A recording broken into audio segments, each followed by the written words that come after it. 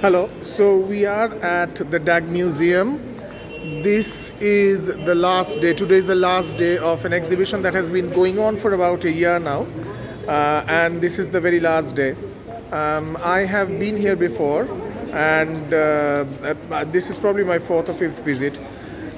This is a very emotional day because I'm so attached to this place. As you can see, it's a rather wonderful piece of architecture that we have over here. This used to be the old currency building. This is where the British used to store currency.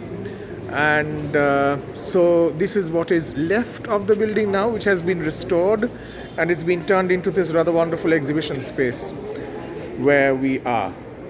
So we have 3 floors of art objects, and it is difficult for me to take you through all of the art objects that are available. So I'm going to probably arbitrarily choose 5 or 6 of my favorite paintings, and we are just going to walk through the exhibition, and this is my own way of memorializing what this very important place means to me. So come with me as we take a tour, a very arbitrary tour of this extraordinarily important exhibition. So once we are inside, we are going to see these rather extraordinary prints of Balthazar Solvin's. I only became aware of Solvin's work in the 1990s when my friend in Austin, Robert Hartgrave, he had acquired a collection of Solvin prints. So in 1996, I first became aware of Solvin's work. And so for me, this is quite important because this is the first time that I'm actually seeing so many of Solvin's prints gathered under one roof. He was in Kolkata sometime in the 1790s, and this is the kind of work that he did.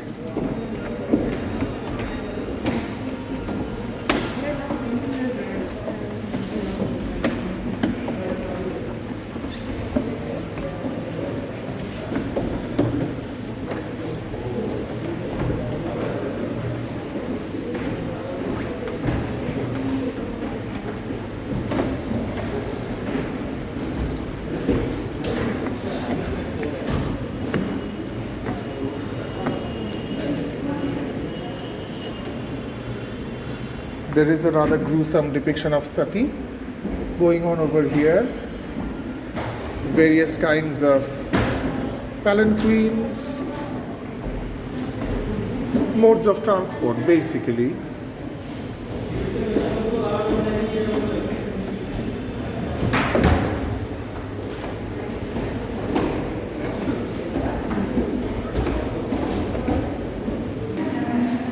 Of all the rooms of the exhibition, this is one of my favorites because of this particular wall in which you see there are not reproductions, these are original paintings. This is early Bengal school, so stuff from late 17th, early 18th century, late 18th, early 19th century. Now, couple of remarkable things, and of course over here you've got these paintings from previous centuries with something from the 20th century. This is Shakthivorma. Now what is remarkable about these paintings, in particular this Kali that you see, is that very often when we see depictions of Kali, we find that Shiva wears a loincloth. And in this case, Shiva, as you can see, is not wearing a loincloth. So that I think is rather extraordinary. Also, very often we find that the breasts of Kali are very coyly hidden under, an absolute curtain of jewelry. But in this case, we find that her breasts are completely exposed, and the jewelry is painted in such a way that the breasts are not hidden at all. Also to be noticed is that she's not wearing, she's not carrying the usual curved scimitar, which we usually associate with Kali, but she's carrying a sword. So in my investigation of the iconography of Kali, I found that the sword gradually begins to die out of reproductions of Kali from the 19th century onwards. So till the 19th century onwards, Kali was depicted as carrying the sword. This depiction of Ganesh Janani, I think, is rather interesting because the iconography is very clearly suggestive of the many depictions of Madonna and the Child. In European art, there are many depictions of Madonna and the Child where the baby Jesus is being breastfed by the Virgin Mary. And we have the exact same thing that is going on over here, which I think is rather remarkable. This depiction, I think, is interesting because it is exactly this iconography that is associated with the goddess who is there in Assam, Kamakya. And you have that identical iconography, which I think is rather remarkable. And right beside it, you of course have Jagadhatri. So just take a look at that. This particular painting, I think, is of interest. It's a fairly long one. I don't think it is going to fit in entirely into the camera, but I'll go as far back as possible to give you an idea.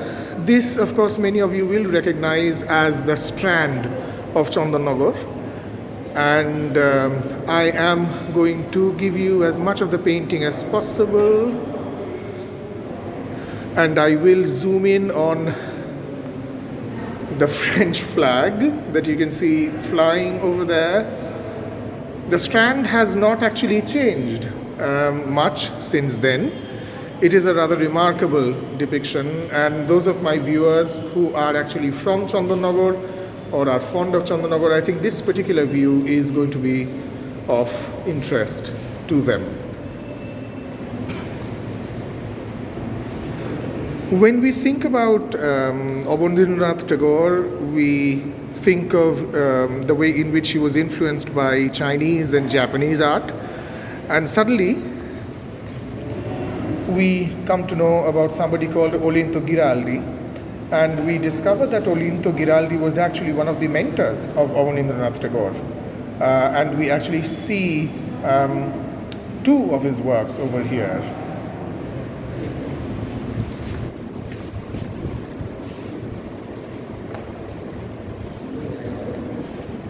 And here's another one.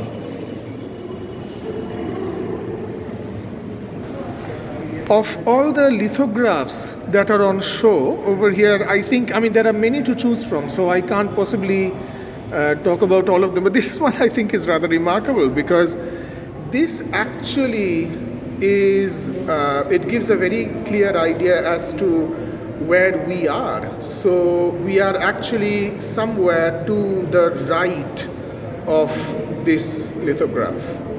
Because right there, one can see, I'm sorry, I'm unable to focus clearly, but right there in the distance, one can see St. Andrew's Church, which is a stone's throw away from where we are right now. This is one of the paintings that I would choose to focus on, one of my 7 or 8 paintings that I'm most attracted to. What one notices over here, in addition, of course, to the way in which gold is used and the way in which the gold is used rather liberally, but to tremendous effect, is, when we grow up in Bengal, we are very often used to the expression of golobostro hoye. So the whole idea of golobostro hoye is that you actually, you put a cloth around your neck and you hold the ends of the cloth as in a gesture of supplication and of pleading. And we find that Krishna himself is sort of golovostro. So he's actually put the piece of cloth around his neck, and that is a gesture of abject apology. So he is very, very sorry for the way in which he has treated Radha. I would just want you to focus on the expression of Radha. She clearly feels very hard done by, and I don't think she is in any mood of accepting Krishna's apology. But Krishna, in the Golobostro form, is here apologizing. And I rather love this figure over here with that admonishing index finger pointed towards Krishna.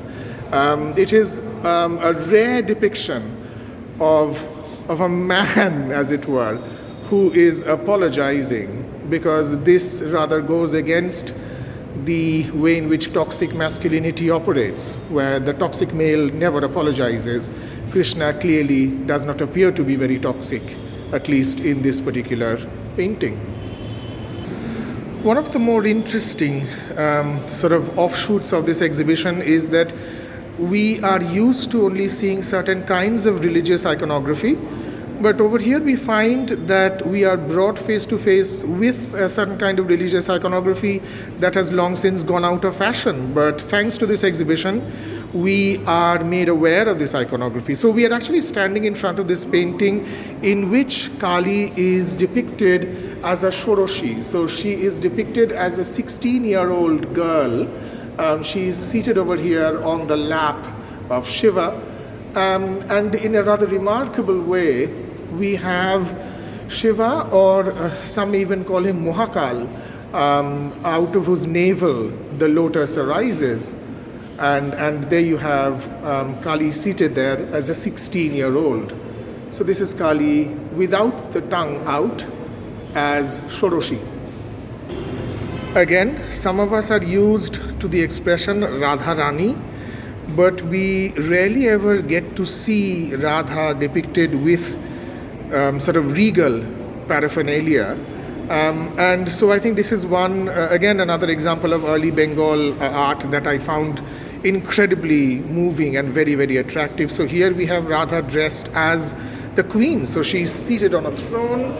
She is attended by sort of ladies in waiting. And what is remarkable is that there is a figure who is standing on guard, and the figure is actually somebody whose skin tone is remarkably that of Krishna. So there you have it. So you have a Krishna-like figure, it could very well be Krishna, who is actually standing on guard as Radha presides over her sort of empire, as it were. We have this extraordinary wall where we have a collection of Kalighat paintings. These are actually original Kalighat paintings, they're not reproductions. And again, the kinds of religious iconography that we are usually aware of, we find certain changes. I mean, these are all from the 19th century. We don't depict our gods and goddesses in this manner anyway. So say, for example, just to pick out a random example, if we look at the iconography of Lakshmi, we find that she is actually, in both her hands, she is supposedly carrying a lotus flower. And that is not the way in which we are used to looking at Lakshmi. Also, if we look at Ram and Sita in this particular depiction, they are, of course, depicted as the king and queen of Ayodhya. Another in which the attendant who is there is dressed very much in the fashion of the Babu of the 18th, early 19th century. Rama himself is dressed as a Babu, as it were. Another example of Krishna over here paying court to Radha. Over here he is actually shown attending to her feet. Now what is remarkable, I don't know whether you can see it over here or not, but what is remarkable is this particular writing that happens at the bottom, which says Krishna appeasing his angry wife Radha. Now, as anybody who is even remotely aware of the Hindu legend would know, that Radha could have been anything, but she was definitely not Krishna's wife. We can't possibly talk about early Bengal school and not talk about the enormous influence that European art had. We've already seen an example of the way in which European depictions from the Renaissance, basically, of Madonna and the Child, consistently left an imprint on the way in which Jashoda and Krishna were represented. This, I think, is yet another example of the way in which this functions.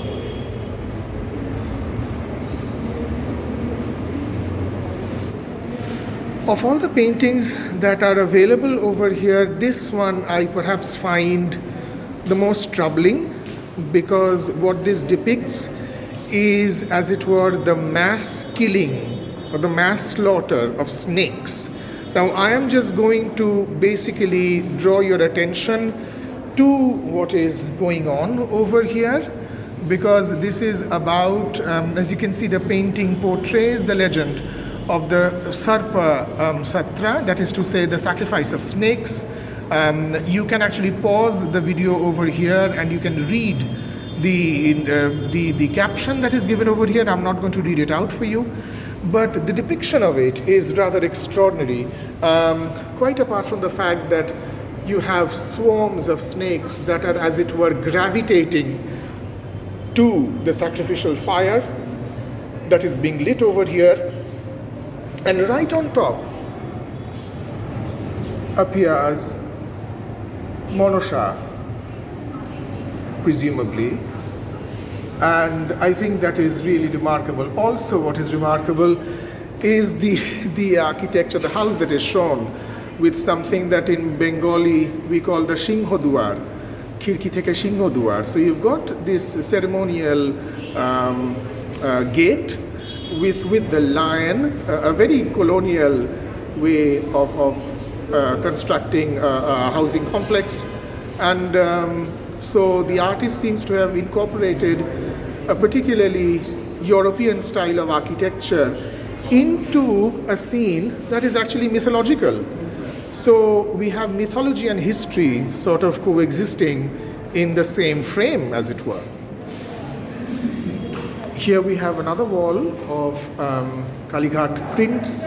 What I would want to draw your attention to is the way in which Shiva is shown in two particular paintings.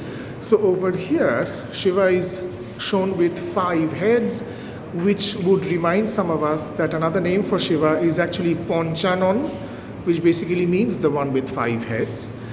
And this depiction of Shiva is fairly rare, but we can understand what this is. This is Shiva as Harihar, which is to say that Shiva is one part Shiva, the other part Vishnu. So we have the Harihar that is depicted, as we very well know, that as a result of the union of Shiva and Vishnu was born the Lord Ayappa, who is worshipped at the Shabarimala temple.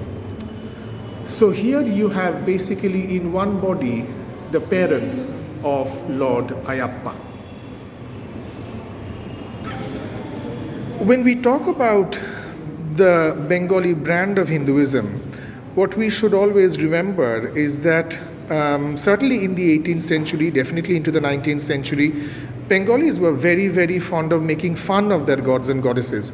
And this particular painting, I think, illustrates that to a fairly graphic extent. And as you can see, Shiva does not look particularly divine over there. He has collapsed on the floor. And you have, if I can just sort of draw closer to the painting, you're going to see that Durga is having a great deal of fun. She's actually clapping at the way in which Shiva has collapsed. You have the mouse that's running away. The lion is scaring away the bull. And right here, clutching to Durga, are Ganesh and Kartik. So I am again going to focus on the caption. You can pause the video and read the caption. And I'm also going to focus on the legend that has been painted at the bottom of this painting. So here goes.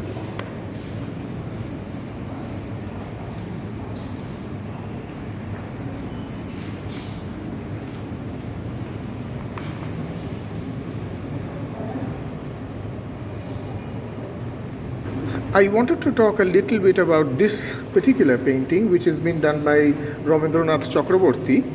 And the reason why this painting is of interest to me, this rather very, very skillful and very tightly composed watercolor, is I would want to draw your attention to the waves. I would want you to notice the waves very carefully, because anybody who is acquainted with the art of the Japanese artist from the ukiyo-e era, namely Hokusai, they would easily be able to see the influence of Hokusai over here. So the painting of Hokusai that I'm specifically referring to is, of course, the Great Wave of Kanagawa. And I just thought that the reference, whether conscious or unconscious, to Hokusai is absolutely unmistakable in this incredibly skillful watercolor that is available over here. Looking at this particular painting, you would probably think that this is a conventional Oriental scene and it has been done by clearly some Indian artist. This is a fairly long panel, and I'm going to pan up so that you can see how this is working. But I'm going to return to where this drama is taking place. And you think, well, this is a very conventional Indian painting. It could very well have been done by an Indian artist. Only in this case, it isn't by an Indian artist. It's by Shokin Katsuta.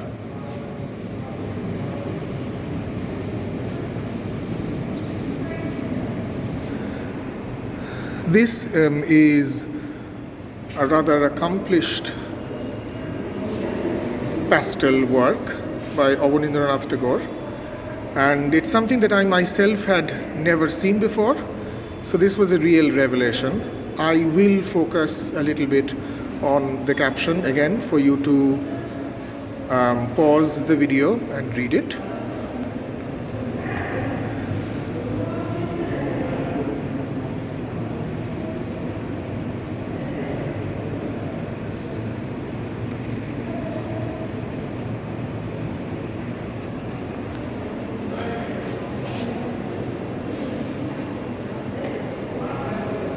As we are approaching Christmas, I thought this might be a nice way to start the Advent. In fact, today, the 28th of November, is regarded as the first Sunday of the Advent. And what better way to mark that than to stand for a few minutes in front of this extraordinary Madonna and the Child produced by Jamini Roy. Again, I'm going to focus on the caption.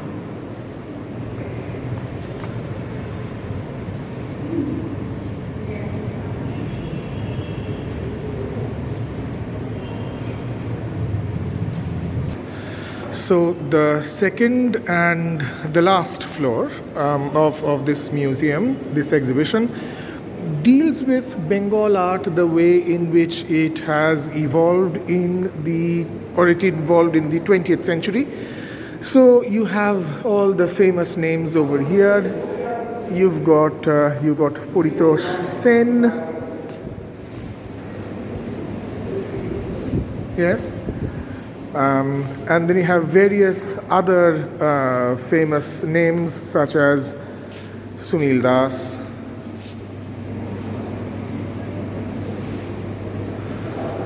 somebody who is not regarded as being sufficiently cutting edge, but I think who still holds his rightful place in the history of Bengal art, is of course somebody who I personally have a lot of time for, Bikash Bhattacharya.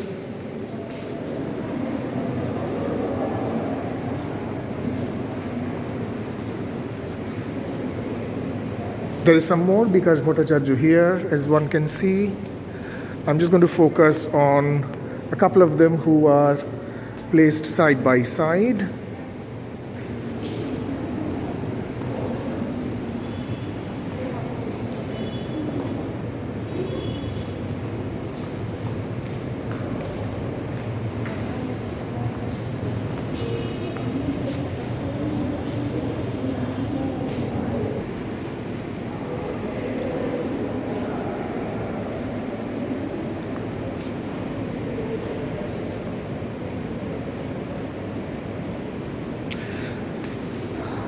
So while it is an accomplished fact that all art is political, but sometimes, of course, the political aspect of art becomes very, very clear. And I'm rather pleased that they have included 6 such political works by Chitta Prasad. His cartoons are brutal, they are angry, and they are incredibly skilled, very polished, very finished.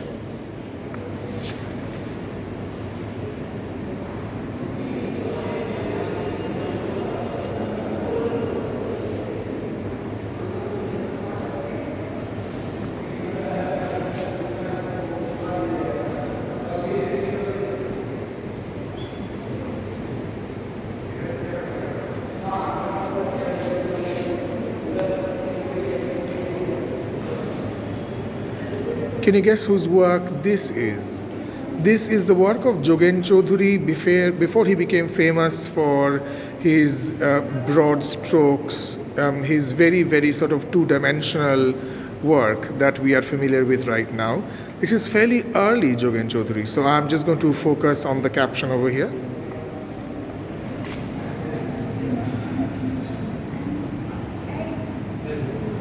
This is from 1961.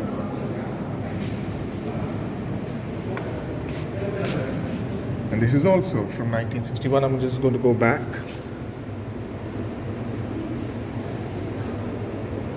In all probability, made from a live model.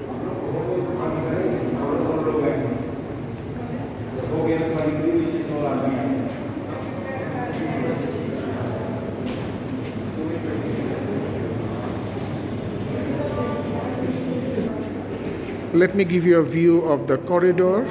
I love the corridors over here. There seem to be rather a few officious sort of minders around here, which is the first time that I'm seeing them, and probably the last time, because after today the exhibition will close. But officious minders that I have never seen here before in all my 5 or 6 visits here.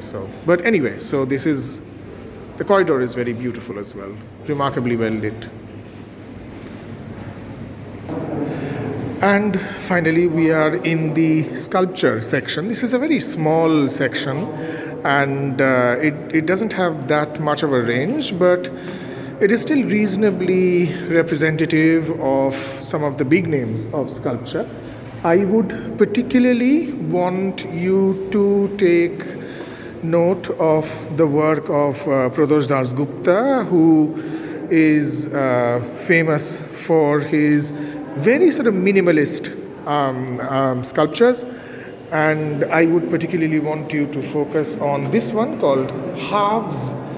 And what I particularly like about it is that they seem to be these two figures that one can think of as stylized human figures.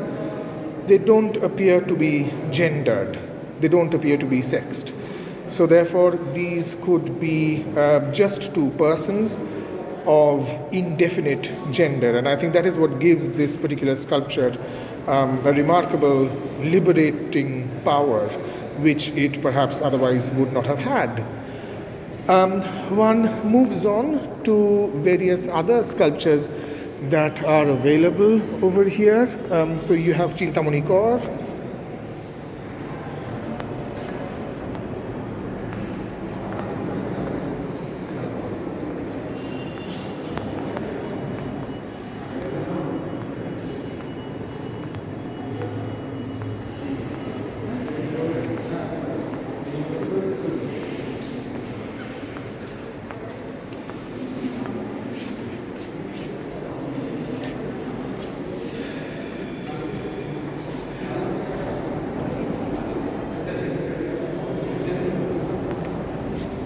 And here are these 3 sculptures by Sharburi Roy Chaudhuri. So you've got the portrait of Ram King Kaur Bej, followed by the portrait of Bade Ghulam Ali, and another untitled one, but we know that it is still Ram King Kaur Bej. So here we go. So this is Ram King Kaur Bej. I love it, this one, Bade Ghulam Ali. He is actually singing in this particular sculpture. Very, very powerful, very expressive. And another one of Ramkinkar Bej. So that was it. That was your little tour of the DAG Museum. Gosh, this is very, very emotional for me. But I'm glad that I was able to share this half an hour with you. What they're actually saying is that they're closing this exhibition for now, but there will be another exhibition that they are going to put together again before too long. I, for one, am going to await that day with a lot of impatience. But till then, thank you so much for watching this video. Please stay safe, stay masked. See you again very soon. Bye bye.